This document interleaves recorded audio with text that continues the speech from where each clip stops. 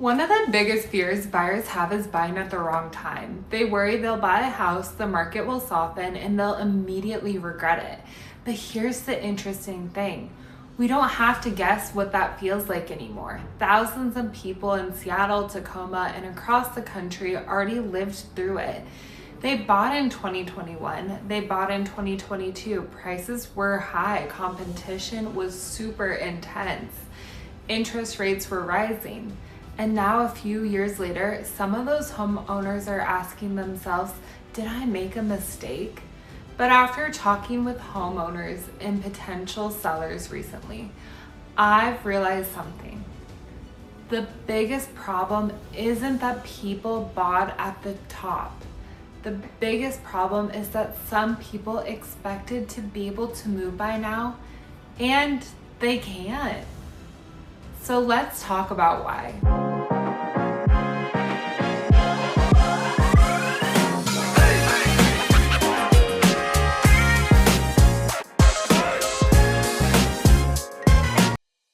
If you're new here, my name is Evelina Everard. My team and I help buyers and sellers throughout the Seattle and Tacoma area, and recently we've been having a really interesting conversation with homeowners. Not homeowners who are losing their homes, not homeowners who are underwater, homeowners who want to move but are discovering it's harder than they expected. And I think there are some really important lessons in that for today's buyers. So let's walk through what I'm seeing and what I think. So I want you to think back to 2022 with me. The market was moving fast, homes were getting multiple offers, people were waiving contingencies, rates were climbing, and there was constant debate about whether prices would keep rising or eventually fall. Some buyers decided to move forward anyway. And honestly, many of those buyers did exactly what we tell people to do. They bought a home they liked. They planned to stay there for several years. They bought something they could afford.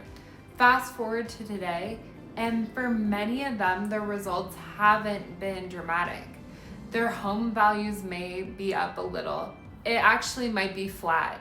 In some cases, it may not have appreciated the way they expected or at all. And that's where people start wondering, was buying a mistake? I actually think that's the wrong question because most people immediately focus on one thing. What is my home worth today? But real estate is rarely that simple. Let's say someone bought a home in Tacoma for $700,000 in 2022.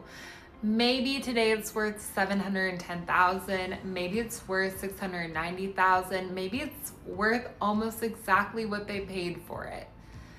If that's all you look at, it can feel disappointing. But that's only one piece of the story because for most homeowners, life kept moving. They went to work, they built routines, they made memories, they paid down their mortgage, they had stability. And that's important because a home isn't just an investment, it's also where your life happens. It is quite literally the roof over your head. What has surprised me recently isn't that some homeowners haven't seen huge appreciation, it's that some homeowners feel stuck. In fact, we've spoken with several potential sellers recently who would genuinely like to move. Maybe they need more space, maybe they want a different neighborhood, maybe their family situation has changed.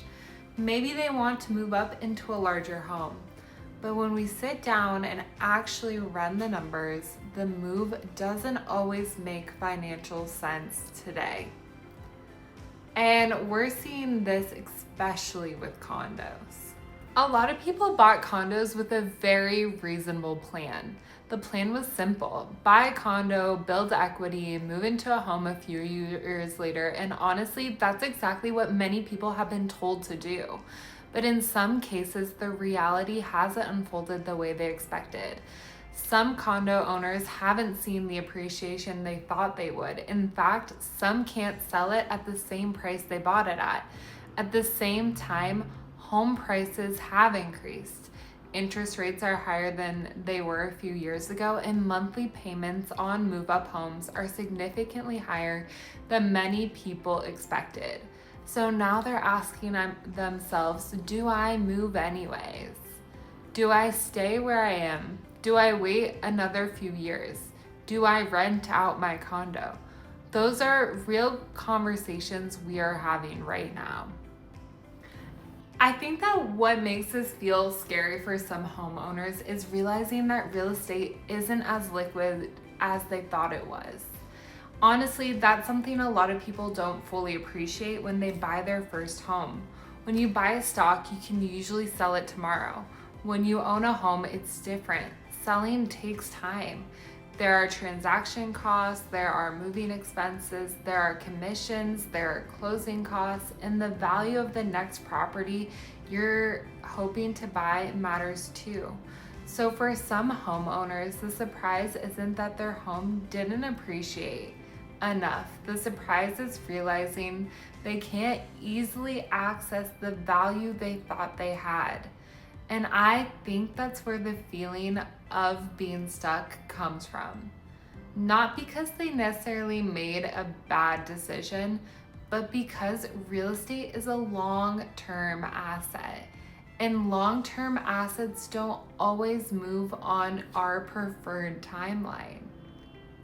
Sometimes it just takes time to realize that equity. And honestly, I don't think this gets talked about enough, because one of the biggest mindset shifts that happens when you become a homeowner is realizing that a house is both an asset and a place to live. Those two things are connected, and sometimes the financial timeline and the life timeline don't line up perfectly. That's exactly what some homeowners are navigating right now. Life says we need another bedroom. The finances say maybe not yet.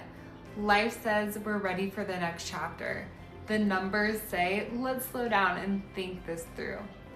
That's a difficult position to be in, but it's also more common than people realize. A lot of people assume that if their home hasn't dramatically increased in value, something went wrong. I don't think that's true. Real estate moves in cycles. Some years are incredible, some years are flat, some years are slower than expected. That doesn't automatically mean the decision was bad. It just means the market didn't immediately reward it. And honestly, that is normal. What's unusual is expecting every year to look like 2020 or 2021. This is something people forget all the time. Let's say you've owned a home for 3 years. Even if values haven't moved much, you've likely been paying down principal every month. Little by little, month after month, that means you're building ownership in the property. When people say, my house hasn't gone up, I always think, but has your loan balance gone down? Because that's part of the equation too. I think this is the biggest takeaway from the move-up buyer problem. When people talk about buying at the wrong time, they usually focus entirely on home values. But affordability matters too. Monthly payments matter. Interest rates matter. Your lifestyle matters. The challenge for some homeowners today isn't that they lost money, it's that the next home became more expensive than they expected. And that's a very different problem. The people who seem least stressed right now tend to have one thing in common: flexibility. Maybe they can stay where they are. Maybe they don't need to move immediately. Maybe they have savings. Maybe they have multiple paths available to them. The homeowners under the most pressure are often the ones who have no room for life to happen. That's why flexibility is so valuable in real estate. It gives you options. I don't think the lesson is never buy at the top, because nobody knows when the top is. The lesson is buy something you can comfortably afford, keep emergency reserves, think long term, and make sure the house works for your life, not just for today's market conditions. Because markets change, interest rates change, life changes. And the buyers who tend to do the best are the ones who build flexibility into their plans.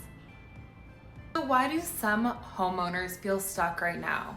It's usually not because they made a terrible decision. It's usually because the market didn't unfold exactly the way they expected. Some thought they would move in 3 years. Instead, it may take 5. Some thought their condo would appreciate faster. Instead, they're reevaluating their timeline. That's not the same thing as failure. It's just real life. And I think that's the lesson today's buyers should pay attention to. The goal isn't to perfectly time the market. The goal is to make a decision that still works for you if the market doesn't cooperate. Because eventually the market changes, but you still have to live your life in the meantime. If you're thinking about buying, selling, or moving in the Seattle or Tacoma area, we'd be happy to help you understand what options actually look like today. Because every situation is different, and the right answer has a lot more to do with your goals, finances, and timeline than it does with trying to predict next year's headlines. If you'd like to talk through your situation, there's a link below to schedule a call with our team. And if you enjoyed this video, make sure to watch the next one, where we're tackling another question I hear all the time. Should you wait for interest rates to come down before buying? I'll see you in the next video. Thanks for watching, and don't forget to subscribe. Thank you so much.